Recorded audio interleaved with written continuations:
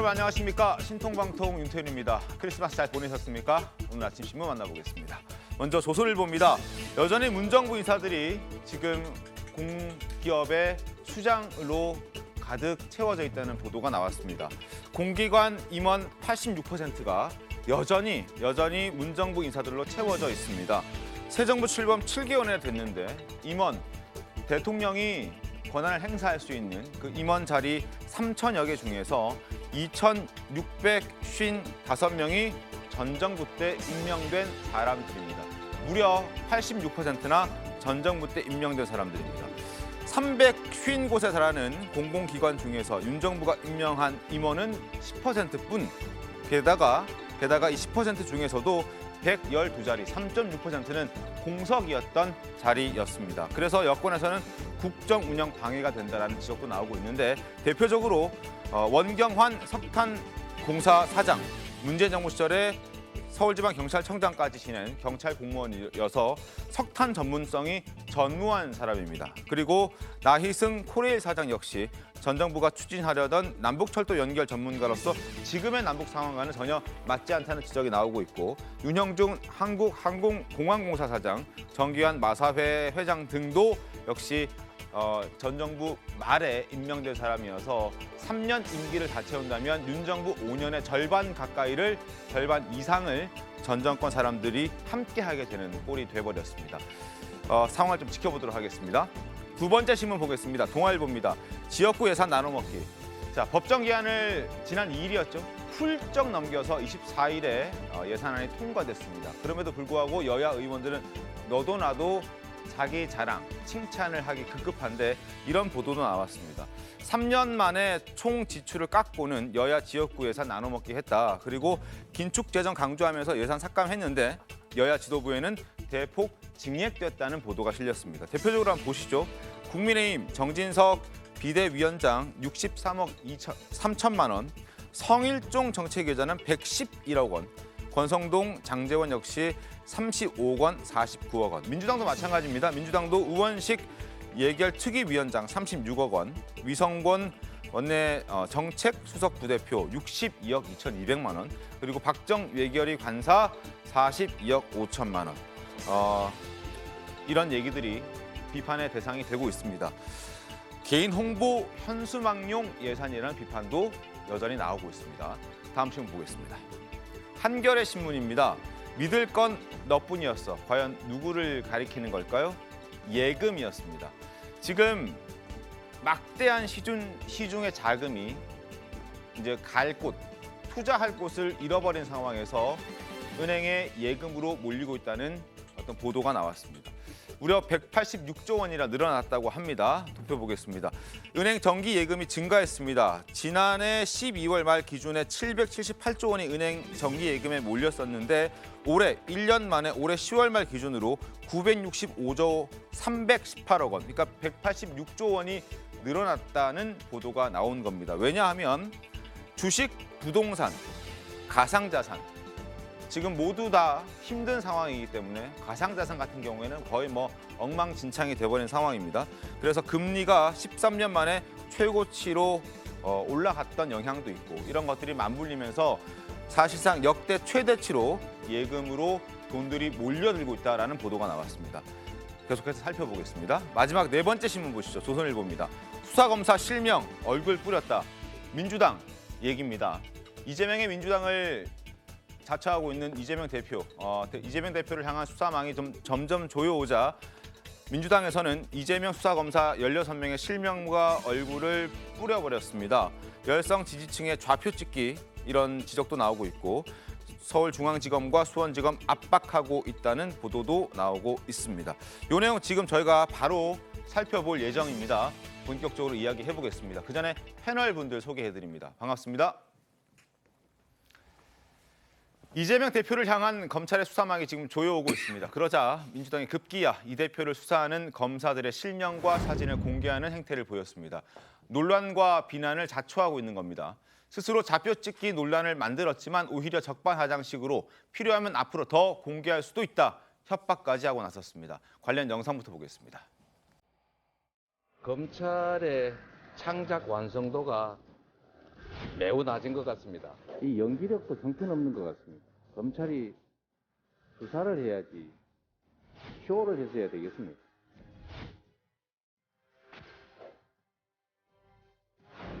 대다수가 소위 윤석열 사단입니다.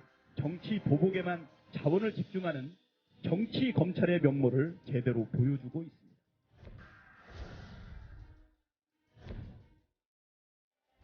이재명 대표의 사법 리스크가 태산만해 민주당이 어둡고 긴 터널 속에서 방향을 잃어가고 있습니다.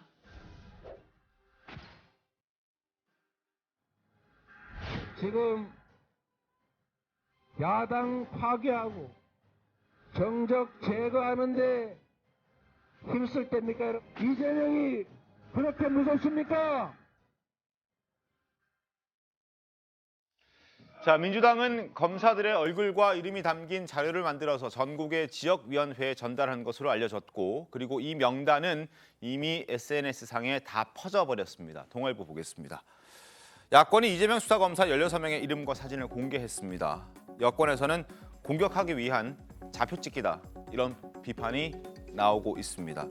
송경호 지검장 등 명단을 자료로 만들어서 배포했고, SNS에서는 응징하자, 이런 목소리들도 현재 나오고 있습니다. 댓글들이 줄을 잇고 있다는 보도가 나오고 있습니다. 자, 더불어민주당이 이재명 대표와 관련된 그런 수사를 진행 중인 검사들의 이름과 사진, 일단 16명을 공개했는데 일단 지역위원회에 전달을 했다라는 말씀까지 드렸고, 그래서 앞서 응징하자라는 얘기도 많이 나왔습니다만 여러 가지 비판의 목소리도 상당히 많습니다. 좌표를 찍은 것 아니냐 우려가 나왔고, 민주당에서는 검사 실명과 얼굴을 알리는 일을 확대해 나갈 것이다, 이렇게 얘기를 하고 있습니다. 자, 이 상황을 우리가 어떻게 봐야 될까요? 검사들의 얼굴과 이름이 네이버 검색하고 이렇게 찾아보면 다 나온다고 하긴 하지만, 그래도 무슨 공개된 자료인 것처럼 이렇게 만들어서 지역위원회에 뿌렸다는 건 어떤 분명한 목적이 있을 겁니다. 그 목적 어디 있다고 보십니까? 저의 얘기는, 저는 그 목적은 이재명 대표를 옹위해라. 네. 이재명 대표가 지금 야당 탄압받고 있고, 그다음에 이재명 대표에 대한 표적 수사니까 우리가 네. 이걸 막아줘야 한다는 그런 신호로 지지층들에게 받아들여질 수 있는 것이죠. 더군다나 저는 지금 이게 법치주의 국가에서 과연 있을 수 있는 일인가라는 생각이 드는 건데, 사실 이게 이렇게 특정한 사람들의 신원을 공개하는 건 개인정보보호법 위반 소지도 사실 있습니다. 네. 게다가 저는 저렇게 지금 특히나 이제 이재명 대표를 맹목적으로 지지한다고 평가받는 개혁의 딸들이라든가 이른바 개딸들이라고 하는 사람들이 아주 팬덤 정치에 능하고, 그다음에 이른바 온라인상에서 좌표 찍기에 능해서 아주 그 표적 삼아서 공격하는 그런 어떤 아주 맹목적 태도들이 굉장히 문제가 되고 있는데, 네. 이렇게 된다면 저분들이 과연 정말 그 정당한 수사를 하고 있는 과정인데도 불구하고 온갖 욕설과 비난에 뒤덮일 거 아니겠습니까? 네. 이런 것들은 사실 정당한 수사를 또 방해하는 행위일 수도 있고, 앞으로 이재명 대표가 대장동, 그다음에 대장동 의혹, 그다음에 쌍방울 변호사비 대납 사건, 그다음에 네. 성남 FC 사건, 또 김문기 씨를 몰랐다고 했던 그 허위사실 유포 사건, 앞으로 많은 사건들에 대해서 계속적인 수사가 이루어질 텐데 그때마다 이럴 겁니까? 이렇게 된다면 저는 이재명 대표가 과연 공당의 대표이자 법률가로서의 정말 그런, 물론 이재명 대표가 한 건 아니지만 그럼에도 불구하고 그렇게 받아들여질 수밖에 없기 때문에 네. 이 문제는 공당이 민주당이 이렇게 나서서 될 문제는 아니라고 저는 생각합니다. 자, 지금 좌표가 이렇습니다. 지금 보시는 화면 그대로입니다. 지금 앞서 이렇게 쭉 훑어드렸는데요. 16명의 검사들의 명단이 공개된 민주당이 배포한 자료가 이렇게 생겼습니다. 지금 보시는 것처럼. 설전 변호사님, 네. 민주당에서는 다 공개된 사람들이고 꼭 알아야만 한다, 이렇게 주장하고 있는데 바람직해 보이십니까? 어떻습니까? 일단 그 두 가지 점을 얘기를 하고 싶습니다. 네. 일단 하나는 과연 이런 어떤 검사가 어떠한 수사를 담당하고 있는지에 대한 부분, 이것이 공개되어야 하는가? 이 부분은 공개가 돼야 된다고 봅니다. 왜 그러냐면 과거에는 우리가 어떤 언론 보도라든지 이런 내용에서 봤었을 때 어떤 검사가 어떤 수사를 진행하고 있다, 그다음에 어떤 판사가 어떤 판결을 내리고 있다, 이런 내용들이 다 적시가 돼 있었거든요. 네. 근데 지금 보면 여기에서도 저도 이렇게 눈여겨 보지는 않았습니다. 이런 내용이 있었다는 내용 자체는 알고 있었지만, 네. 그래서 어떤 검사가 어떤 수사를 하고 있다는 부분은 당연히 공개된 사실이고 국민의 알 권리 차원에서 당연히 적시가 돼야 한다고 봅니다. 네. 그 부분에 있어서는 뭐 이론의 여지, 전 뭐 이론도 있을 수 있겠지만은 어떤 정치적인 영향을 배제하고 그런 법적인 부분이라든지 국민의 알 권리 차원에서는 저는 필요하다고 봅니다. 그러면 이러한 것을 민주당이 하는 것이 잘했느냐? 저는 그 부분은 조금 세모입니다. 이 부분에 대해서는 언론이 다뤄줘야 됩니다. 언론에서 이 부분에 대해서 필요하다고 한다면 반드시 적시를 해줘야 되고 어떠한 검사가 어떠한 일을 하고 있다. 왜 그러냐면 과거에 이 지금 공개된 명단 중에는 우리가 소위 말하는 99만 원 검사 향응 접대를 받고 99만 원으로 불기소된 분도 계세요. 이분들 중에는. 그렇기 때문에 그런 검사가, 그런 어찌 보면 부도덕한 검사가 이런 수사를 또 하고 있구나. 오히려 그러면 이런 수사에서는 그런 부도덕한 검사는 빠져야 되는 것은 아닌가. 국민들이 판단하게끔 만들어줘야 돼요. 그런데 이것을 예를 들어서 정략적 목적으로, 예를 들어서 수사기관 또는 재판부를 압박하기 위한 수단으로서 민주당이 공개한 것은 저는 좀 이 부분은 그렇게 바람직한 방향인가는 조금 싶습니다. 그런데 이 부분에 대해서는 언론에서 공개가 되었다고 한다면 더욱 문제가 없었겠지만은 좀 민주당에서 했다는 부분은 조금 아쉽습니다. 사실 언론들도 보도를 할 때 어떤 부에서 수사한다. 그럼 그 해당 부의 부장이라든지 어떤 지검에서 수사를 한다 했을 때 괄호 안에 지검장의 이름 정도는 공개를 합니다. 그런데 이걸 민주당이 이렇게 표를 만들어서 지역위원회에 뿌렸다는 건 다른 의도가 있는 것 아니냐는 의심을 지울 수는 없을 것 같다는 생각도 듭니다. 그리고 심지어 김의겸 의원, 김의겸 대변인은 앞으로 더욱더 공개를 확대해 나갈 거라고 주장하고 있는 그런 상황입니다. 화면 보시죠. 이재명 대표를 겨냥한 검사가 60여 명, 문재인 전 대통령을 겨냥한 검사들이 90여 명으로 합치면 150명이 넘는다. 앞으로도 필요하다면 실명과 얼굴을 알리는 일을 확대해 나갈 것이다. 이렇게 이야기를 하고 있습니다. 자, 확대해 나가겠다. 필요하다면 계속해서 수사를 한다면 이렇게 해석할 수도 있을 것 같다는 생각도 들고요. 계속해서 이재명 대표와 문재인 전 대통령을 압박해 온다면 검찰의 수사로, 그렇다면 이들의 명단도 16명이 아닌 추가 60명 플러스 90명, 150명 모두 다 공개할 수도 있다. 이런 협박성으로 들리기도 합니다. 김차진 의원 어떻게 보셨습니까? 이거는 협박이라고 볼 수밖에 없습니다. 이 검찰에서 이름을 공개하는 것은 그 수사에 대해서 책임을 가지고 그 책임 수사를 하라는 의미로서 이름이 공개되고 대중에게 공표되고 그러는 것이지, 이렇게 좌표 찍으라고 이름을 공개하는 것은 아니거든요.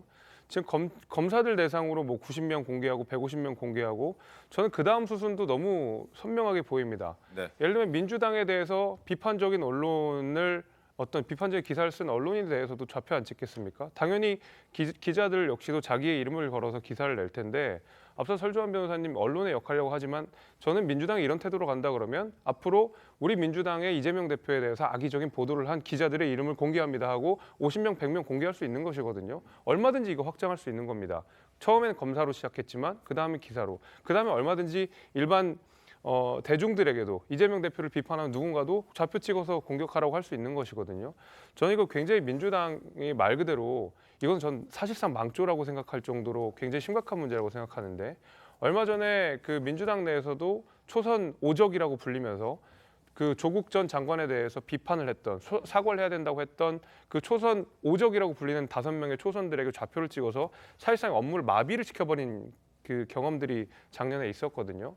그런 것들을 생각해 봤을 때 저렇게 좌표를 찍는다는 것은 사실상 정치 활동을 못하게 하겠다, 수사를 못하게 하겠다, 언론 보도를 못하게 하겠다.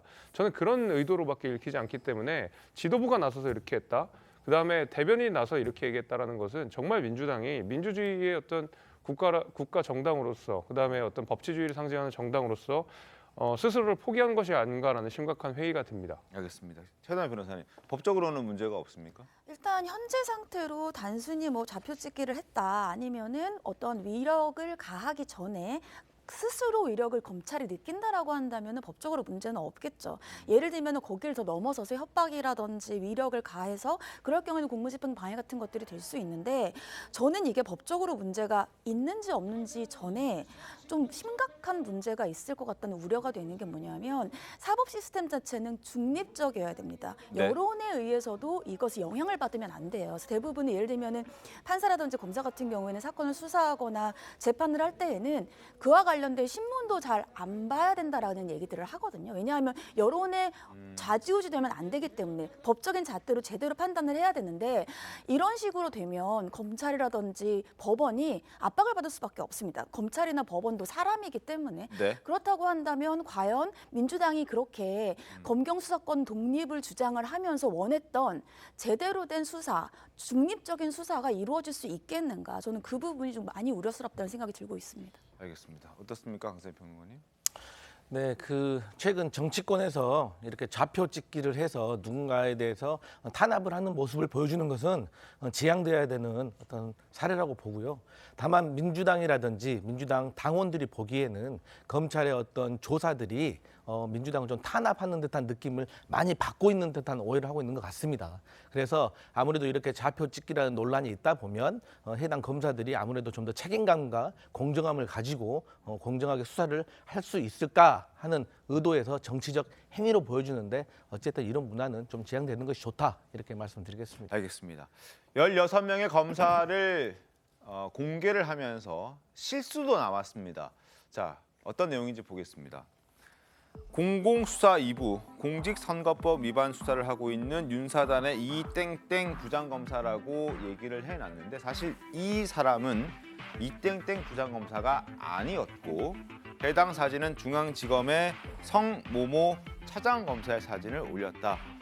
결국 이래서 반응들은 이렇습니다. 좌표 찍기마저도 제대로 못했다. 이것도 제대로 못하느냐 이런 비난도 있고 성 차장검사가 민주당 좌표 찍기에 피해자가 됐다라는 지적도 있습니다.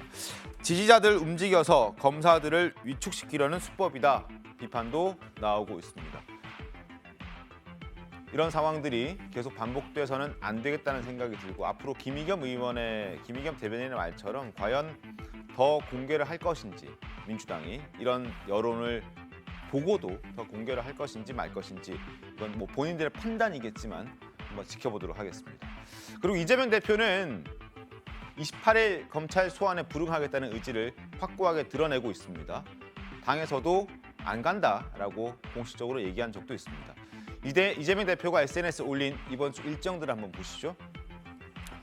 12월 28일 수요일 검찰에 소환 통보한 날입니다. 광주에 간다고 합니다. 10시. 광주 현장 최고위원회의에 참석할 예정입니다. 민주당 광주시당 대회의실에서 열립니다. 물론 검찰의 소환 통보가 되기 전에 이미 잡혀있던 일정이었습니다. 그래서 새로 만들었고 일부러 끼워 넣었다 이렇게 볼 수는 없는 건데 그래도 뭐 언제까지 안 갈 수는 없는 노릇이고 뭐 연초에는 갈 수 있다 이런 얘기들도 나오고 있는데 당에서도 좀 대비를 해야 되지 않겠습니까? 네, 어떤 대응책을 좀 일단 세우고 좀 있습니까? 검찰에서 소환 어떤 요구에 대한 언론 보도가 조금 성급하게 나온 것은 있어요. 그러니까 사전에 당대표실이라든지 아니면 뭐 이재명 당대표와 어떤 이런 일정 부분에 대해서 조율을 해서 충분히 예를 들어서 지금 뭐 구속을 해야 될 상황이다거나 그런 것은 아니지 않습니까? 지금 뭐 당대표 신분에 어딜 도망을 하겠습니까? 네. 그러니까 어떤 사전에 조율을 해서 이 부분에서 뭐 서면 조사로 진행을 할 것인지 아니면 정말 소환 조사에 응할 것인지 소환 조사를 하더라도 공개를 할 것인지 비공개를 할 것인지 이런 부분을 다 조율을 하고 가는 것이거든요. 그렇다고 한다면 너무 성급하게 검찰에서 일방적으로 이렇게 발표한 것은 아닌가라는 어떤 오해가 있을 수 있을 것 같아요. 제가 봤을 때는 그러니까 지금 전남 지역이나 광주 전남 지역에 정말 80년 만에 폭설이 와가지고 네. 지금 현장이 굉장히 뭐 제설 작업도 못 하고 있는 상황이고 기온이 오르지 않고 있어서 눈이 그대로 있고 정말 농가 피해라든지 산업적으로도 피해가 많아요. 그리고 지금 전남 광주가 수도권에 계신 분들은 잘 모르시겠지만 정말 가뭄으로 엄청나게 고생을 하고 있습니다. 지금 거의 상수원으로 쓰이는 댐에 지금 뭐 수위가 너무 낮아가지고 정말 눈이나 비가 많이 와야 돼. 이보다 더 많이 와야 되는데 또 눈이 너무 많이 와서 80년 만에 폭설이 와서 정말 뭐 농수산업이라든지 이런 부분에서 상당히 피해를 많이 입고 있기 때문에 저는 이번 주 일정이 어찌 보면 이제 예정된 일정이었는데 또 다뤄지는 주제들이 대부분 지금 뭐 농가 방문이라든지 네네네. 그런 부분들이기 때문에 저는 뭐 이 부분 뭐 검찰 소환을 회피하기 위해서 뭐 잡았다 이렇게 보기는 너무 힘들 것 같고요. 네네. 검찰과 지금 사전에 아마 조율을 하고 있을 것으로 보입니다. 당대표실에서. 그래서 아마 해가 바뀌고 난 다음에 1월 네. 정도에 소환에 가든지 조율을 해서 이게 시간이 안 맞으면 근데 당내에서는 지금 불응을 해야 한다는 의견도 굉장히 많습니다. 저도 개인적으로는 불응을 해야 한다는 이유가 뭐냐면 어찌 보면 성남FC 사건에 대해서는 수사가 어느 정도 다 이루어졌다고 보입니다. 근데 계속해서 불응을 하다 보면은 네. 체포 동의안이 올 테고 그러면 또 더 일을 더 키우는 모양새가 되지 않겠습니까? 맞습니다. 그러니까 그런 부분도 충분히 일리가 있는 지적이라고 보이는데 네. 이재명 대표 입장에서는 어찌 보면 거의 마무리 단계의 수사가 있거든요. 그리고 만약에 간다고 해서 예를 들어서 소환에 응해서 이거에 대해 해명을 한다고 해서 기소가 안 될 것이냐. 저는 그 부분은 조금 의문이에요. 그러니까 저는 기소가 100%라고 어느 정도 확신시 되는 상황에서는 가서 어떤 얘기를 한다는 것도 애매하고 어차피 진실규명은 법정에서 밝혀져야 되는 부분이라서 이재명 당대표 입장에서는 소환에 응하는 것이 과연 실익이 있느냐 이런 부분을 따진다고 한다면 오히려 불응하는 것이 더 낫지 않겠느냐는 생각도 듭니다. 어차피 기소가 될 거라고 판단하고 그렇습니다. 있는 것 같군요. 민주당에서는. 네네네네. 기소가 된다는 판단하에 전제하에 그리고 뭐 수원지검, 중앙지검, 성남지청에서 여러 가지 수사들이 있는데 그때마다 소환한다고 해서 일일이 소환에 응하면 수차례 소환하는 꼴이 될 테고 차라리 그럴 바에는 응하지 않고 그냥 기소돼서 재판에서 진실을 따져보겠다 뭐 이런 입장을 갖고 있는 것 같은데 그게 도움이 되겠습니까? 어떻겠습니까? 최단 변호사님. 저는 일단 설주환 변호사님이랑 좀 생각이 다른데요. 먼저 이 김의겸 대변인이 어떻게 얘기를 했냐면 이번에 이 수사를 야당 탄압 수사라고 정의를 했습니다. 네. 근데 과연 그렇다면 우리가 이것을 야당 탄압 수사라고 정의할 수 있을까요? 우리가 일반 사람들이 검찰이 소환 통보를 했는데 불응할 수 있나요? 저는 아니라고 생각하거든요. 그렇다고 한다면 검찰이 소환 조사를 하는 것은 기소의 목적을 가지고 한다기보다 이러이러한 수사를 하고 있기 때문에 거기에 대한 사실관계를 파악을 하는 겁니다. 그래서 기소가 되든 불기소가 되든. 근데 네. 지금 설주환 변호사님 말씀을 들으면 민주당에서는 이것을 기소로 무조건 결론을 내리고 검찰이 수사를 하고 있다고 생각을 하는 것이고 그렇다고 한다면 이거 정치적인 목적이 있는 수사라고 생각을 한다는 것인데 우리나라의 검찰을 그렇게밖에 신뢰하지 못하는가에 대한 굉장히 큰 안타까움이 있고요. 그럼 과연 이렇게 불응을 해야겠다. 어차피 가둬놨는 기소다. 한두 번 부르는데 가면 오히려 실익이 없다. 검찰 수사에 실익이 있는지 불응을 할 수 있는지를 판단하고 결정할 수 있는 사람이 야당 탄압 수사를 주장할 수 있는지 이 부분에 대해서 의문이 있습니다. 알겠습니다. 언제 소환될지 그리고 소환에 응할지 이 부분도 저희가 계속 지켜봐야 될 부분인데 일단 적어도 28일 내일 모레 수요일에는 이재명 대표는 예정됐던 광주 일정을 소화할 예정이고 적어도 올해 안에는 검찰 소환에 응하지 않을 것 같습니다. 새해가 되면 또 어떤 국면이 찾아올지 한번 지켜보도록 하겠습니다. 그리고 지금 이재명 대표는 문재인 전 대통령과 만남도 추진하고 있습니다. 신문 보겠습니다. 사법 리스크를 어떻게든 좀 떨쳐내고자 하는 그런 이재명 대표의 어떤 움직임인데요. 문심을 좀 끌어안겠다, 안간힘을 쓰고 있다는 보도가 나왔습니다. 1월 초 부울경 민생 투어 때 문 전 대통령과 면담을 추진하겠다라고 얘기합니다. 그리고 봉화마을도 들러서 권양순 여사도 만나서 노 전 대통령의 어떤 마음까지 좀 받아오고 싶어하는 것 같습니다. 그러나 아직 문재인 전 대통령의 입장이 나온 건 아닙니다. 이재명 대표 측의 어떤 주장 그리고 계획인 것이고 가겠다고 해서 문 전 대통령이 만나주겠다라고 언급한 건 아직까지는 없습니다. 일단 보겠습니다. 더불어민주당 이재명 대표가 검찰에서 소환 통보를 받고 사법 리스크가 고조되며 비명계를 중심으로 용태론이 불거지자 문심을 끌어안고자 행보에 나서고 있다. 이를 두고 당 안팎에서는 이재명 대표의 사법 리스크가 본격화한 상황과 맞물려서 당내 결속을 도모하기 위한 시도로 보고 있다. 이런 얘기가 나옵니다. 그리고 또 하나 민주연구원장 노웅래 의원이 전에 민주연구원장이었는데 지금 뇌물수수한 혐의 때문에 이 직을 내려놨습니다. 그래서 차기로 정태호 의원을 내정했습니다. 정태호 의원이 누구냐 하면 문재인계 의원입니다. 그런데 이 사람을 민주연구원장에 세워놨다. 결국 친문계 의원들을 좀 끌어안고자 하는 어떤 사인을 보내는 것인데 강승희 평론가님. 예. 이 사인이 제대로 먹히겠습니까? 그리고 문재인 전 대통령이 이재명 대표가 가고 싶어하는 이 방문을 받아들여 주겠습니까? 어떻겠습니까? 그 이재명 대표가 문재인 전 대통령을 면담차 신년에 방문한다고 하면 문재인 대통령으로서는 반대하거나 거절할 이유는 저는 없다고 보고, 친문계 의원들이 이렇게 싫어하는데도요. 전 친문계 의원들도 지금 현재 검찰이 전 정권, 문재인 정권에서 근무했던 장차관 인사들을 20명 이상 조사하고 있다는 보도도 있지 않습니까? 네. 그렇기 때문에 친문계 인사들과 이재명 대표 측은 사실 동병상련의 처지에 있다고 봅니다. 그래서 이러한 것들이 사법 리스크가 더 커지거나 또 전 정권에 대한 야당 탄압이 더 커지는 것에 대해서 친문 의원들도 위기감을 저는 느끼고 있다고 생각을 하거든요. 그리고 그러한 것들을 이재명 대표가 느꼈기 때문에 또 네. 친문 세력을 또 끌어안기 위해서 정태호 의원을 민주연구 원장으로 임명한 의미도 있다고 봅니다. 그래서 저는 사법 리스크가 커진 이재명 대표가 문심을 끌어안기 위해서 안간힘을 쓰고 있다는 것은 조금 무리한 해석이 아닌가, 자연스러운 당내 분위기라고 저는 생각하고 있습니다. 최수영 교수님 어떻게 보십니까? 저는 지금 두 가지 측면에서 조금 눈에 띄어요. 그러니까 지금 저렇게 본인에 대해서 사법적 압박이 다가오니까 최근에 박지원 의원 복당시켰잖아요. 네. 그건 이제 호남 끌어안기고, 그다음에 지금 바로 28일 일정에도 물론 전서부터 있었지만 호남을 방문한다는 건 민생 투하긴 하지만 호남을 지지 기반으로 좀 끌어안고 가겠다, 그런 생각이 있는 것 같고, 그 다음에 바로 이제 문재인 전 대통령 예방하고, 아직까지 확정되지는 않았지만 권양 여사도 지금 예방한다는 이야기들이 나오는 건 뭐냐?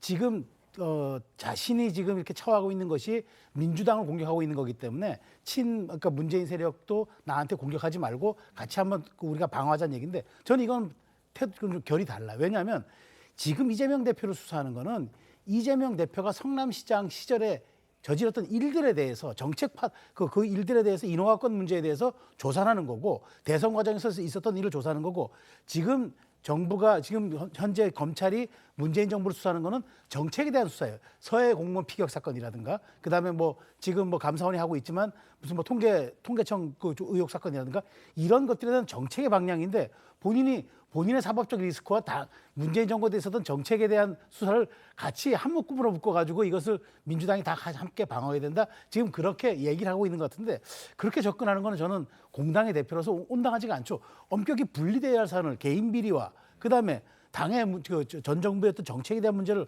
왜 함께 묶어서 자기 것으로 이렇게 다 함께 방어하자고 나섭니까? 저는 물론 그렇게 하는 시도는 어떤 의도인지 짐작이 갑니다만은, 네. 그래가지고 저는 과연 당의 리더십을 온당히 확보할 수 있을까? 약간 의심이 듭니다. 알겠습니다. 어쨌든 친문계를 끌어안고자 하는 이재명 대표의 움직임도 있고, 그리고 이것과 더불어서 최근에 내뱉고 있는 발언하고 있는 발언의 수위도 굉장히 강해졌습니다. 어떤 얘기들을 했는지 들어보겠습니다. 먼저 인간이 되라, 이런 말이 있습니다. 국민의 피눈물, 여기에 공감하지 못하는 정권이면 이건 폐륜 정권입니다. 윤석열 정권은 또다시 노골적인 야당 파괴에 나섰습니다. 아무리 털어도 원하는 답이 안 나오다 보니까 이제는 무혐의 처리했던 사안까지 다시 꺼내서 저를 소환했습니다. 윤 정권의 망나니 칼춤을 좌시하지 않겠습니다. 없는 죄 조작해 만들고 있는 죄 덮는데 골몰하다 보면 언젠가는 혹독한 심판에 직면하게 될 것입니다. 자, 폐륜 정권에 이어서 망나니 칼춤이라는 표현까지 등장했습니다. 한동훈 장관 여기에 대해서 한마디 했습니다. 들어보시죠.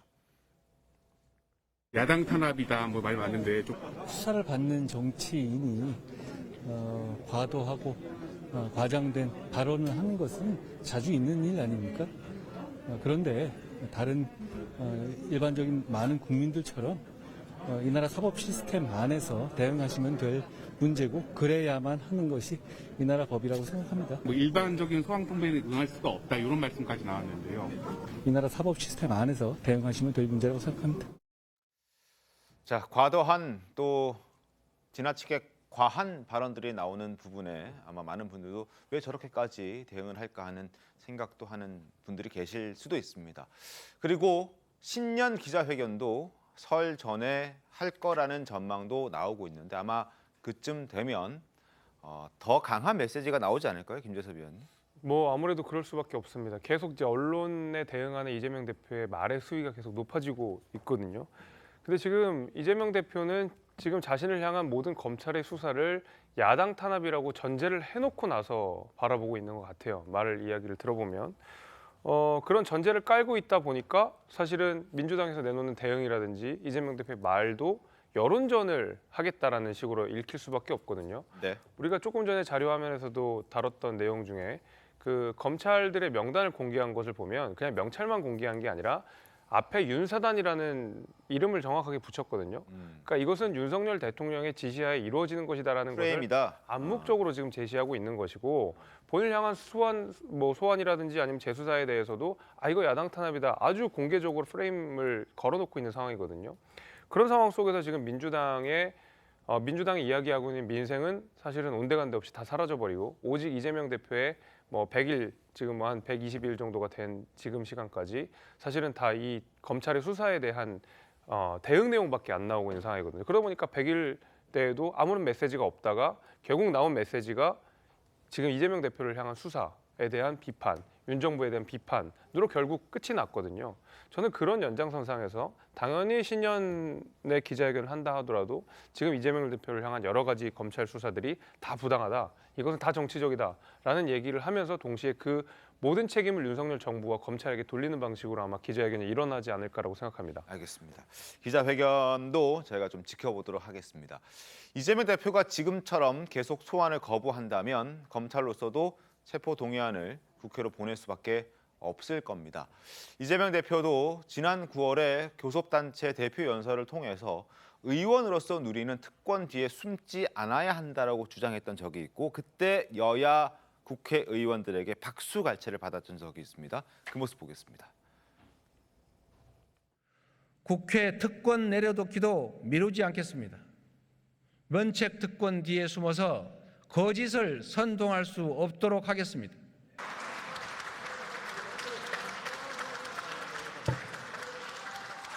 국회의원 소환제로 국회의원도 잘못하면 소환될 수 있게 해야 합니다.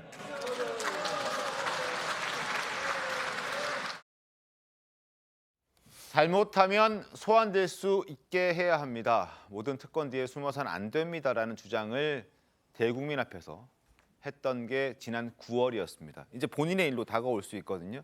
자기 일이 되면은 입장이 바뀔까요? 아니면 저때 일을 그대로 견지할까요? 이재명 대표가 넘어야 할 산이 바로 이재명 대표 스스로 자신입니다. 그러니까 본인이 했던 말과 지금 바로 배치되는 상황이 지금 오고 있지 않습니까? 네. 지금 사실 보면은 노웅래 의원 같은 경우도 뇌물수수 혐의입니다. 네. 그러니까 사실 여기에 6천만 원 적시돼 있고 그다음에 심지어는 거기 주고받은 문자 메시지까지 일부 언론에 다 보도가 돼서 어느 정도 이게 상황이 된 겁니다. 그런데 이제 여기에 대해서 이제 체포동의안이 이제 28일 날 처리가 될 거 아닙니까? 저는 여기에 대해서 민주당이 어떤 태도를 보일지 한번 보고 싶어요. 왜냐하면 21대 국회의원 체포동의안 전부 가결됐습니다. 네. 근데 과연 지금 이제 막바지 들어오면서 이런 부분에 대해서 민주당이 어떤 태도를 보일지도 저는 궁금하고 또 하나 또 얘기를 했잖아요. 가짜 뉴스 뒤에 숨는 면책특권 엄단하겠다 했는데 김의겸 의원 했지 않았습니까? 물론 본인은 아직까지 이 사건은 아직까지 거짓이 아니라고 이야기를 하지만 본인은 그래도 어쨌든 사과 비슷한 걸 했죠. 근데 여기에 대해서는 이게 가짜뉴스가 명백함에도 불구하고 면책특권 뒤에 숨어서 앞으로도 계속할 수 있다고 얘기했잖아요. 당대표로서 여기에 질책 한번 됐습니까? 대변인한테 경고 한번 줬습니까? 그러니까 본인의 지금 말과 전혀 배치되는 상황으로 가는 거죠. 과거 조국 사태 때 조국 전 장관이 가장 비난받았던 것이 그거였습니다. 조국의 적은 조국의 스스로 자신이다. 본인이 했던 말과 늘 배치됐던 행동을 했기 때문에 국민적 지탄과 그런 여론을 받은 거란 말이에요. 근데 민주당이 그런 사례를 겪고 나서도 이재명 대표가 취임하고 나서 직후에 했던 국회 연설과 똑같은 상황이 지금 4개월 후에 돌아왔는데 여기에 대해서는 어떤 말을 할지 지켜볼 수밖에 없는 거고 지금 하는 행태를 봐서는 거의 말과 배치되는 행동을 할 가능성이 매우 높아서 과연 이것이 정말 이재명 대표가 추구하는 정치의 덕목인가 하는 그런 심각한 회의가 드는 거죠. 알겠습니다. 자, 그리고 사실 그 전에 이재명 대표에 대한 체포동의안이 국회에 오지도 않았기 때문에 그걸 우리가 미리 생각하는 건 조금 미래의 일을 너무 시급하게 생각하는 걸 수도 있는데 당장 내일 모레 국회에는 노웅래 의원의 체포동의안이 보고될 예정입니다. 그걸 보면 그 결과를 보면 저희가 예상은 해볼 수 있을 것 같습니다. 화면 보겠습니다. 자, 지금 21대 국회에서 체포동의안이 3차례 있었는데 다 가결됐습니다.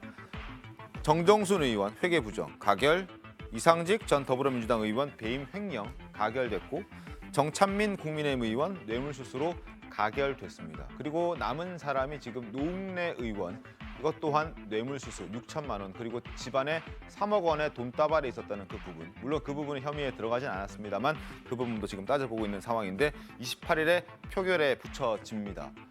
가결이 될까 부결이 될까. 당초 이재명 대표의 소환 통보가 오기 전까지는 가결될 가능성이 높다는 보도도 꽤 많이 나왔습니다. 그런데 소환 통보된 이후에는 가결되지 않을 것 같다, 부결될 것 같다라는 얘기가 상당히 많이 흘러나오고 있습니다. 왜냐하면 이런 겁니다. 자, 화면 바꾸시죠. 노웅래 의원 체포 동의안을 통과시키면 나중에 이재명 대표 사건은 부결시키고자 할 명분이 없어지게 되기 때문입니다. 그래서 부결시키고자 하는 분위기의 기사들이 상당히 많이 나오고 있습니다. 자, 그리고 조선일보도 오늘 지적했습니다. 시대착오적 불체포 면책 특권 뒤에 언제까지 수무를 하느냐. 노 의원 건은 부결될 가능성이 굉장히 크다고 한다. 왜냐하면 이번 건을 언제 날아올지 모르는 이 대표 체포 동의안 표결의 예행 연습쯤으로 여기기 때문이다. 이런 지적들도 나오고 있는 이유가 바로 이것 때문입니다. 헌법은 회기 중에 내용을 좀 더 보겠습니다. 국회 동의 없이 국회의원을 체포할 수 없도록 하는 게 바로 불체포 특권입니다.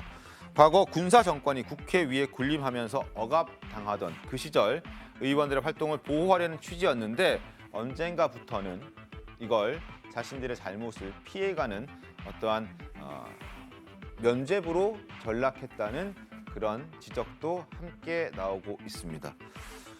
이런 지적들이 나오고 있음에도 불구하고 부결 얘기들이 많습니다. 민주당 어떤 입장이십니까?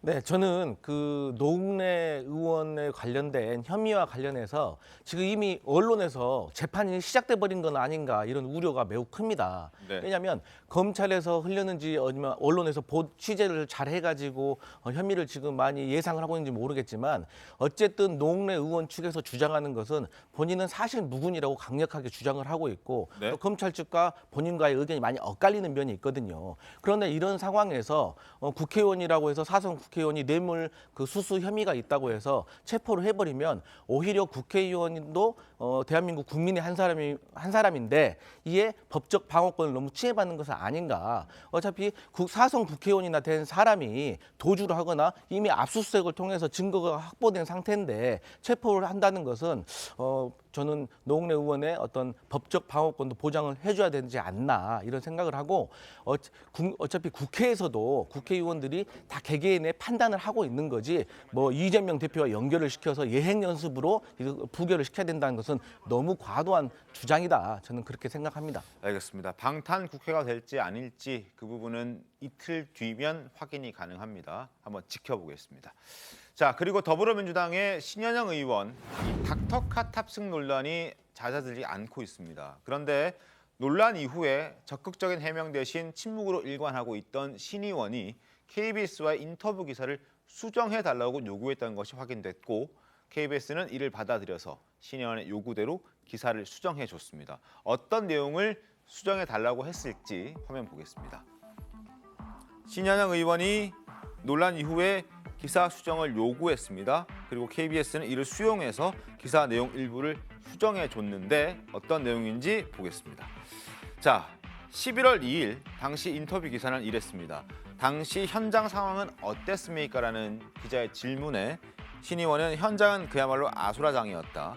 그리고 저는 경증 비응급 환자 이송 등을 담당했다라고 저는이라는 표현을 사용했는데 수정해달라고 했던 내용은 다른 내용은 다 똑같은데 저희 팀은 내가 아니라 내가 있던 그 팀이 주어가 된 거죠. 팀이라고 바꿔달라고 요청을 했고 그 후에 기사는 수정이 됐습니다.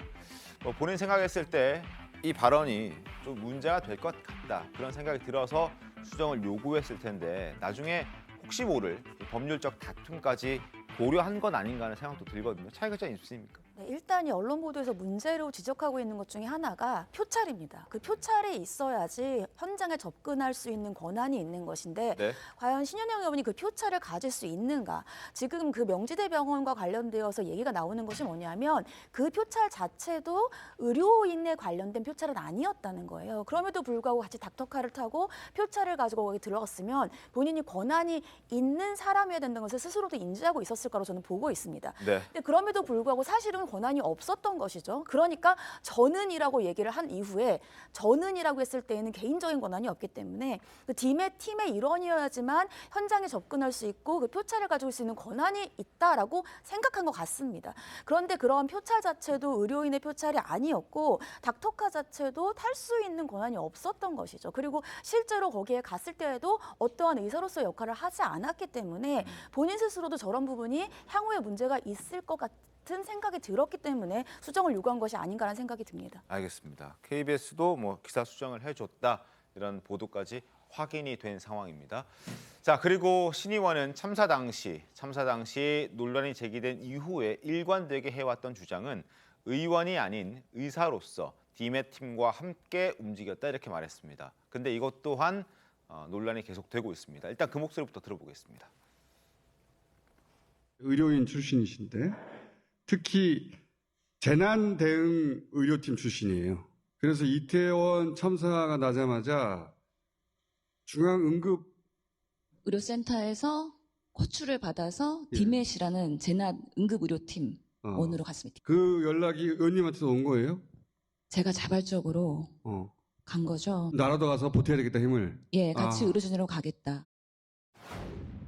국회의원 자격이 아닌 응급의료팀의 일원으로서 의사로서 가야 현장에서 도움이 될 것이다 라는 생각을 갖고 있기 때문에 당연히 디메팀과 같이 움직이면서 이동하는 과정에서의 같이 상황을 점검하고 현장에 투입되는 게 가장 우리 현장 수습에는 도움이 된다고 판단을 했습니다. 그런데 저렇게 얘기했던 신현영 의원의 주장과는 달리 닥터카 구조팀의 얘기는 전혀 다른 이야기를 하고 있었습니다. 협업을 하지 않았다는 입장입니다. 자, 조선일보 닥터카 구조팀 신현영 의원 그리고 남편과 협업이 없었다는 겁니다. 가긴 갔는데 같이 타고 가긴 했는데 거기서 뭐 같이 한 건 없다. 이렇게 되니까 이제 15분 동안 사진만 찍었냐 이런 지적들이 많이 나오게 되는 거죠. 자, 명지병원 측의 얘기입니다.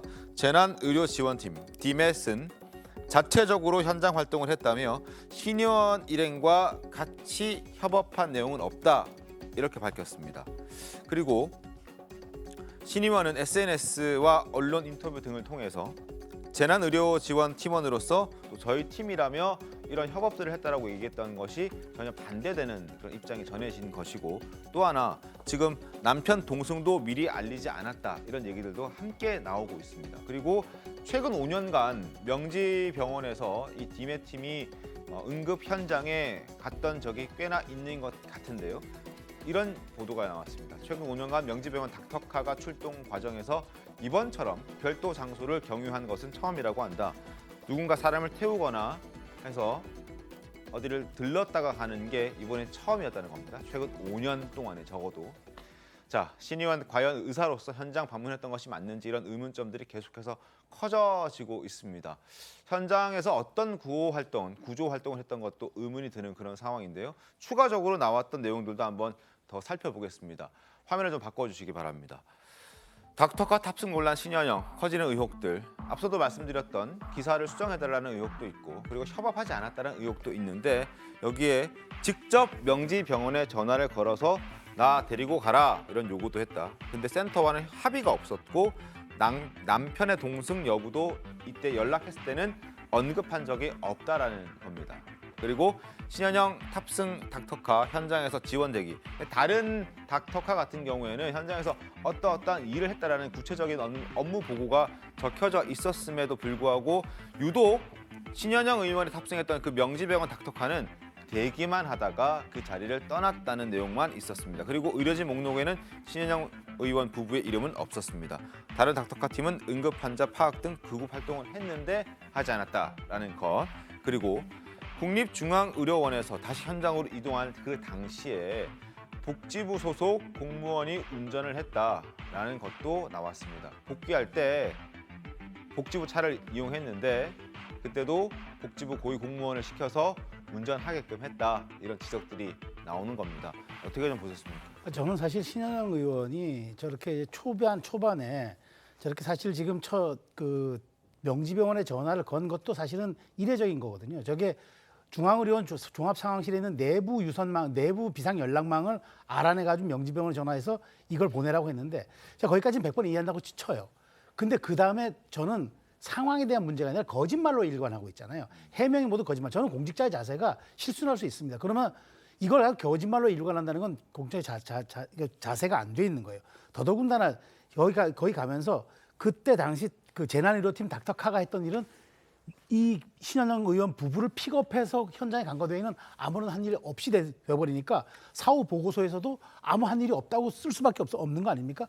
근데 지금 신현영은 이 지금 하는 태도를 보면은 이 모든 것에 대해서 본인은 면피하려는, 이른바 책임만 회피하려는 지금 그런 어떤 그 말로만 일관하고 있는 거지, 여기다 어떤 사과가 없어요. 그리고 민주당 내부에서도 저는 이런 부분에 대해서는 당 지도부도 꼭 깔끔하게 사과하고 넘어가 줘야 되는데, 마치 이거 뭐 국민의힘이 이걸 비난할 자격이 있느냐라는 식으로 물타기 하는 것도 매우 문제라서, 저는 신의원 문제에 대해서는 이제는 국회 윤리 그리고 거기서 다 심사만 한 다음에 저는 그 신의원이 한번 자기의 그 거취 문제를 스스로 고민해 봐야 될 거 아닌가 싶습니다.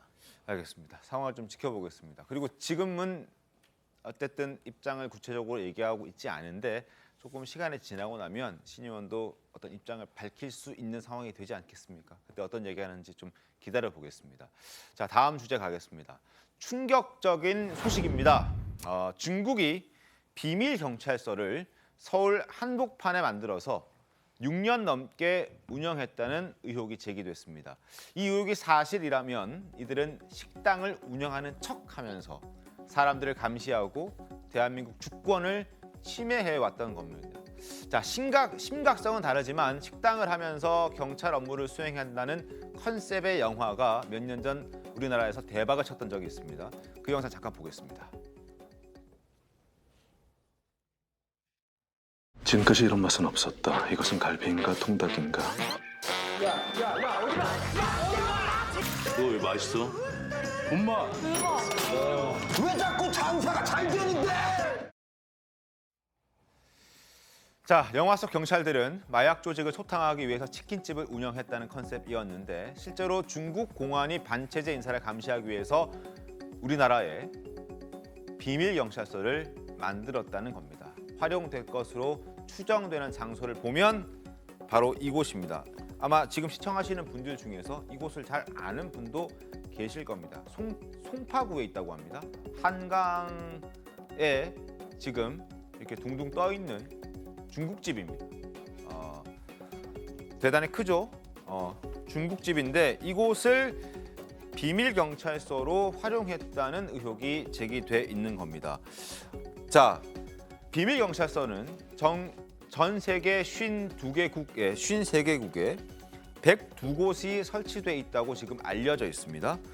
외교부 입장은 유관 기관과의 소통을 지속하고 있다. 왜냐하면 함부로 이걸 건드렸다가는 국가 간의 어떤 다툼으로 비화될 수 있기 때문에 신중한 입장이긴 합니다. 그리고 지목된 이 식당은 지금 현재 수리 중이라고 얘기를 하고 있고, 앞으로 뭐 재개를 한다 안 한다 보도가 좀 엇갈리긴 합니다만 폐업한다는 얘기도 나오고 있는 그런 상황입니다. 연말에 폐업하겠다. 논란이 되니까 폐업하겠다는 얘기가 나오고 있습니다. 그리고 미국과 일본, 독일도 진상 파악에 나섰고 캐나다는 이미 3곳을 적발했다고 합니다. 자, 김재섭 위원님, 네. 말이 됩니까? 저도 아는 식당이더라고요, 보니까. 아, 가보셨습니까? 가보진 않았는데 뭐 어떤 식당인지는 압니다. 근데 지금 뭐 화면에서 보시겠지만은 뒤에 이제 한강이 보이고 뷰가 굉장히 좋은 식당으로 알려져 있거든요. 네. 근데 재밌는 것은 저도 이제 관련 기사들을 쭉 찾아보다 보니까 쉽게 이 안 좋은 댓글들을 찾을 수가 있었습니다. 그러니까 뭐 음식에 대한 질에 대한 평가가 굉장히 안 좋았고, 왜 이렇게 좋은 식당에 음식의 수준이 왜 이러냐 해가지고 사실은 좀 이례적으로 낮은 평점들을 갖고 있다 이래가지고 많은 사람들이 좀 비판을 했던 그런 것들이 있는데, 그렇게 나서 이제 나중에 뒤돌아서 보게 되니까 이게 약간 그런 비밀 경찰서로서 운영이 됐을 수도 있겠구나. 저 정도로 좋은 목에, 좋은 자리에, 좋은 뷰를 가진 식당이 음식은 왜 그렇게 형편없었을까? 왜 예약으로만 받았을까? 이런 것들을 사후적으로 생각해 보면 좀 의심되는 정황들이 한두 가지가 아니지만 어쨌든 대한민국 땅 한가운데, 그것도 서울 한가운데에 굉장히 좋은 위치에 저렇게 중국의 비밀 경찰서가 유지됐다는 사실 자체가 과연 지금 시기에 있을 수 있는 일인가라는 좀 심각한 충격을 좀 받았습니다. 그렇죠. 저는 충격적이죠. 충격입니다. 이거 왜냐하면은 이게 말 사실이라 그런 말이죠. 이게 이제 주재국 영사 활동에 관한 빈 협약을 위반하는 이게 국제관계법 위반 사례입니다. 이게 그렇기 때문에 이거는 양국 간의 그 호혜적 평등 관계에서 굉장히 문제가 되는 사례고 그래서 지금 해외에서도 이걸 심각히 다루고 있는 거거든요. 지금 심지어 스페인에서는 어떤 일이 있었냐면은 그 이런 비밀 사무소에서 중국 사람을 현지 사람 불러다 놓고 당신 자꾸 여기서 이런 활동을 하면은 그 중국에 있는 본국에 있는 가족들이 위험하니까 빨리 귀국하라 해서 귀국을 종용시킨 사례도 있다는 보도가 있었어요. 이거는 사실은 인권을 넘어서 해당 주재국에 대해서 이거는 명백한 영사법 활동을 저촉하는 행위이기 때문에 저는 사실 그래요. 이걸 만일 이게 운영해서 이게 사실 제가 보니까 좀 사실 가능성이 매우 높은 게 왜냐하면 내년까지 뭐 영업을 한 해 만에 얘기하다가 이게 논란이 되니까 바로 문을 닫겠다고 지금 이야기했단 말이죠. 그리고 여기서 하는 걸 보면 일반 음식점이 음식을 팔기 위해서 하는 행위들이 아니라 다른 목적이 충분히 있는 것으로 의심되기 때문에 저는 이런 부분에 대해서는 우리 외교부가 조심스럽게 해야 되겠지만 여기에 대해서 엄격하게 대응해야 된다. 우리가 중국의 이런 문제에 대해서 조금 말하자면은 중국의 눈치를 본다거나 이런 것들 말고 우리가 동등한 관계에서 아주 적법한 절차들을 요구해야 된다라고 생각합니다. 알겠습니다. 자, 해당 식당 비밀 경찰서로 추정이 되면서 과거 이 식당의 후기들도 주목을 받고 있습니다. 일단 사진부터 보시죠.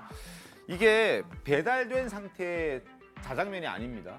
자장면이 아니라 그 식당에서 시켰을 때 딱 나오는 그 형태 그대로의 자장면이라고 지금 커뮤니티 그리고 후기에 올라왔던 내용을 저희가 발췌를 했습니다.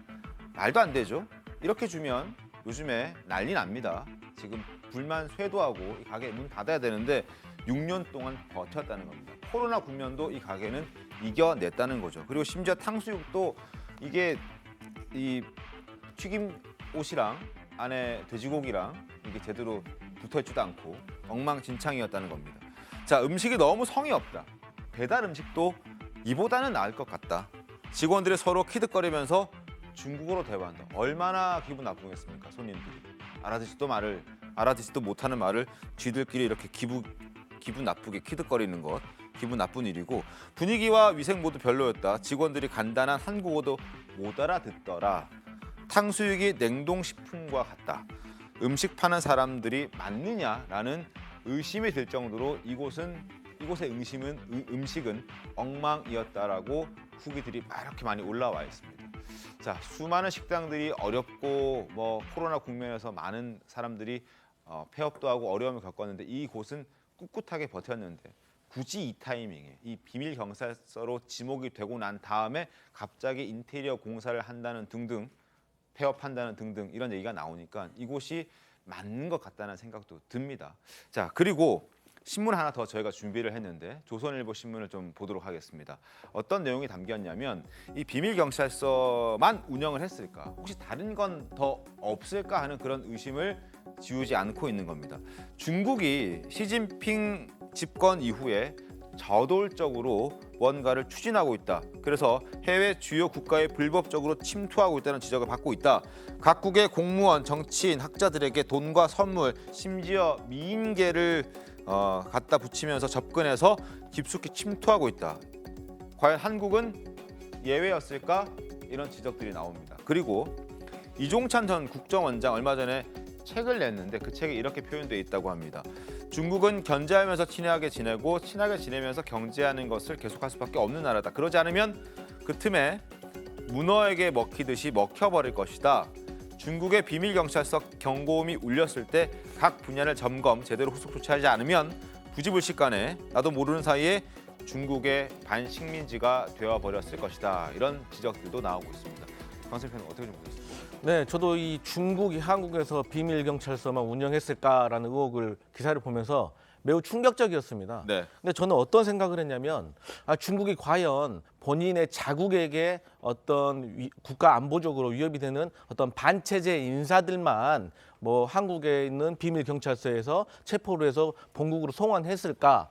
오히려 그렇게만 했다면 사실 불행 중 다행이라고 생각하는데 사실 얼마 전부터 중국이 우리나라로부터 기술 유출, 인력 유출 이런 문제가 심각했거든요. 네. 그래서 이런 비밀 경찰서에서 이러한 어떤 대한민국의 자산, 유형과 무형의 자산까지도 유출을 해내가는 일이 있었지 않았을까 그런 의심이 들고요. 그래서 이런 것은 우리나라 그 정보기관에서 좀 제대로 좀 조사를 해서 미연에 방지를 해야 될 필요가 있다 이렇게 생각합니다. 알겠습니다. 뭔가 좀 구체적으로 아마 나온다면 지금 아마 외교부나 어떤 그 방첩 기관에서는 조사를 하고 있는 중이긴 한데 아직 실체를 구체화시키지는 못했던 것 같습니다. 그래서 아마 조심스럽게 입장을 내놓고 있긴 한데 하나 지금 갑자기 궁금해지는 건 설전 변호사님. 네. 이 스페인에 거점을 두고 있는 인권 단체가 이걸 말하기도 전에 네. 우린 진짜 몰랐을까요? 우리나라에서는? 아마 국정원에서는 파악을 하고 있지 않았을까라는 생각은 그냥 개인적으로 그러면 내버려 둔 겁니까? 아무래도 이제 이게 외교적인 어떤 마찰이 있을 수도 있고 중국에 대한 어떤 눈치 보기일 수도 있는데, 그러니까 특히나 이제 중국이 과거에 1대1로 사업, 1대1로 사업을 우리나라에도 당연히 했었습니다. 당연히 아프리카, 그다음에 중동아시아, 동남아, 그다음에 동북아시아에서 우리나라 이렇게 해서 전부 다 1대1로 사업을 했었었는데 당연히 이 부분에 아까 저기 기사에서 지적하고 있다시피 정재계, 그다음에 문화계, 그다음에 학계 모든 곳에 손을 뻗쳤거든요. 그렇다고 한다면 과거에 지금 이것이 드러나서 지금의 이 시점에서 불거진 문제처럼 보이는 것뿐이지 과거에서부터 정말 뿌리 깊게 있었다라는 것은 누구나 짐작을 할 수 있었을 거라고 보고 아마 국정원에서도 이런 부분에 대해서 몰랐을 리는 없다고 봅니다. 다만 이러한 부분이 어떤 불법적인 내용들이 밝혀지지 않거나 아니면 아직 그 레이더망에 이게 우리 정보망에 걸리지가 않아서 이게 내용이 뭐 예를 들어 불법적인 내용이 이렇게 불거지지 않아서 그렇지 어떤 이러한 활동이 있었다는 내용 자체는 저는 지금까지도 어떤 파악이 어느 정도 됐으리라 봅니다. 알겠습니다. 좀 하여튼 더 구체적으로 뭐 실체가 드러나고 또 밝혀지는 게 있다면 그때 저희도 더 확실하게 말씀을 드려보도록 하겠습니다. 자, 다음 주제 가겠습니다. 어제 크리스마스였습니다. 주말 잘 보내셨는지 모르겠는데 어제 윤석열 대통령도 김건희 여사와 함께 취임 후 맞는 첫 성탄절이었습니다. 주말 동안 윤 대통령과 김건희 여사 행보 좀 보겠습니다.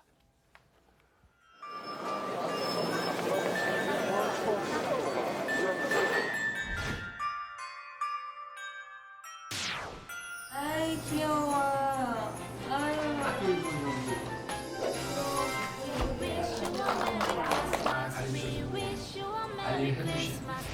저희 크리스마스 이브에 제가 지금까지 살면서 받은 선물 중에 가장 저한테 기쁨과 행복을 주는 선물이 된 것 같습니다.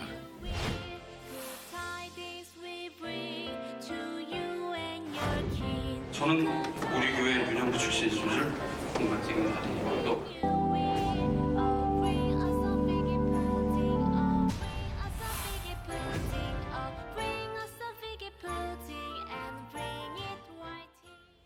자, 11번째 개를 이제 입양했습니다.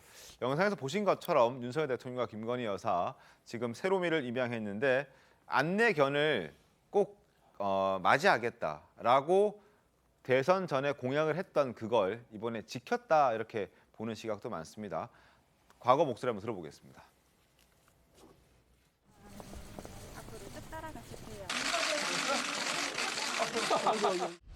저도 리트리버를 아주 좋아해요. 근데 이제 집이 뭐 다른 강아지들도 있고 해서 나중에 기회 되시면 저희 은퇴견도 한 마리. 우리 뭐 단독 주택 같은 데로 나중에 좀 옮기게 되면은 꼭 저 리트리버를 좀 우리 은퇴한 안내견을 좀 제가 분양받아 키워보고 싶습니다. 네.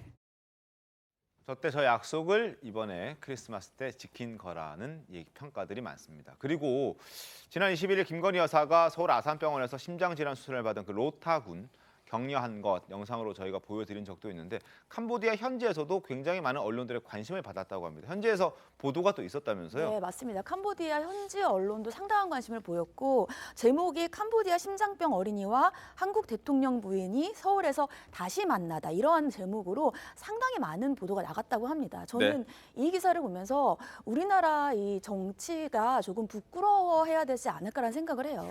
이 김건희 여사가 가서 로타군을 처음 만났고 다시 한국에 오고 이런 과정에서 상당히 많은 민주당의 잡음이 있었습니다. 다시 입에서 언급하고 싶지 않은 그러한 단어부터 시작을 해서 뭐 조명 논란부터 시작을 해서 직접 로타군을 찾아가겠다는 얘기까지 나오는 그런 상황이었는데 우리는 그렇게 비뚤게 보내도 불구하고 캄보디아 당국 자체는 전혀 그렇게 보지 않는 거예요. 뭐 외교적 결례가 아니냐, 그 나라에 대해서 오히려 미안한 게 아니냐 이렇게 얘기했지만 오히려 캄보디아에서는 좋게 보고 있고 캄보디아 현지 언론도 이러한 기사들을 통해서 우리나라와의 관계가 더 좋게 될 수 있는 그러한 그 계기가 되지 않나라는 생각이 듭니다. 알겠습니다.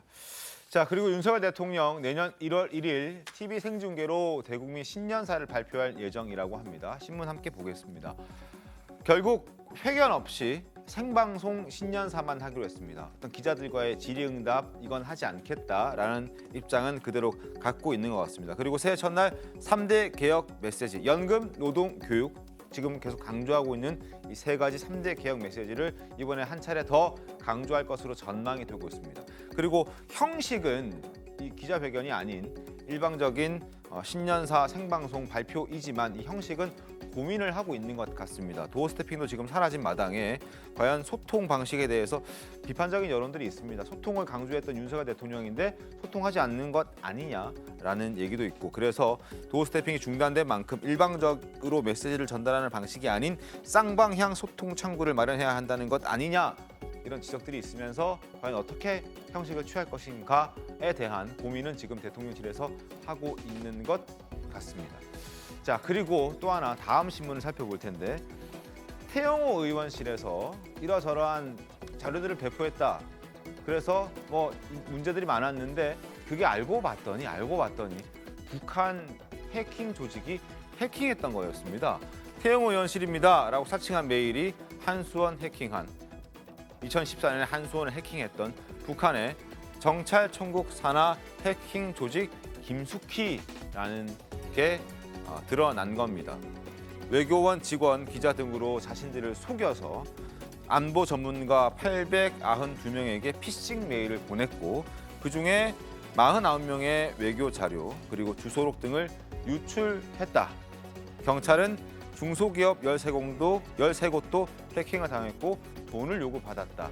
이런 지적들이, 이런 얘기들이 지금 나오고 있습니다. 북한의 해킹이 얼마나 무서운지 태영호 의원도 본인조차도 우리 방에서 한 줄 알았다 이렇게 얘기했던 적이 있습니다. 들어보겠습니다. 이 북한 피싱 메일을 보면서 그 정교함에 깜짝 놀랐습니다. 저도 처음에는 의원실 보좌진이 보낸 메일인 줄 알고 직접 보좌진들에게 확인까지 했었습니다. 김정은 정권에게 경고합니다. 이런 식의 협잡은 더 이상 통하지 않을 것입니다. 목숨을 걸고 통을 내는 그날까지 더욱 적극적으로 활동하겠습니다.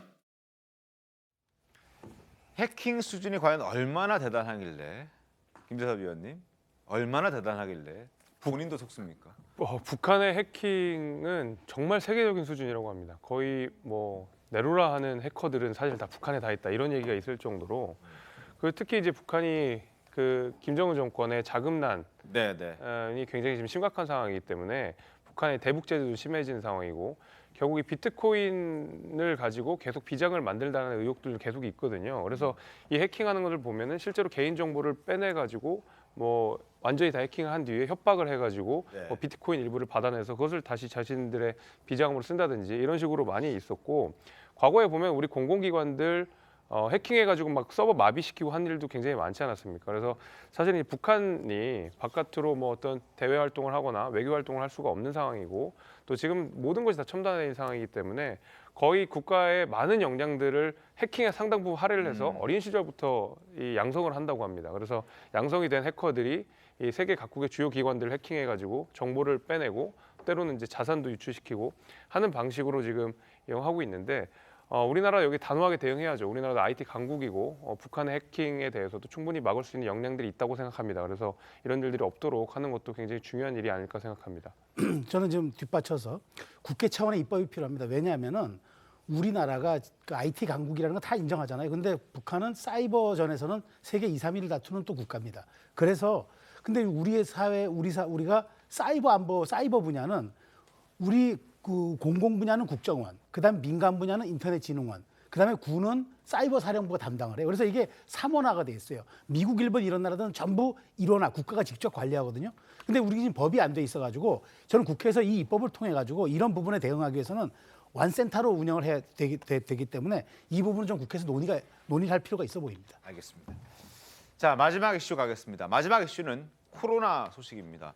우려의 목소리도 적진 않지만 우리는 이르면 내년 1월 설이 지나고 나면 혹은 늦어도 3월이면 이 지긋지긋했던 마스크를 벗을 수 있다는 적어도 그 희망은 갖고 살아가고 있습니다. 그런데 이웃나라 중국은 마스크를 벗는다는 것은 언감생심 상상도 하기 어려울 정도로 코로나 상황이 매우 심각합니다.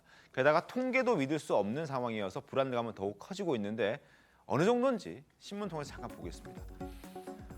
중국의 하루 확진자가 국가위건위 비공개 회의에서는 3,700만 명이라고 하는데 중국 당국의 공식 발표는 뭐 몇 천만 분의 1인 3,000명에 불과합니다. 불신이 커지는 코로나 통계. 심지어 확진자 규모가 12월 들어서서 12월 1일부터 12월 20일까지 누적 확진자가 2억 4,800명이라고 국가위생건강위원회는 밝히고 있는데 반면에 중국 공식 발표는 6만 1,875명. 턱없이 차이가 나죠.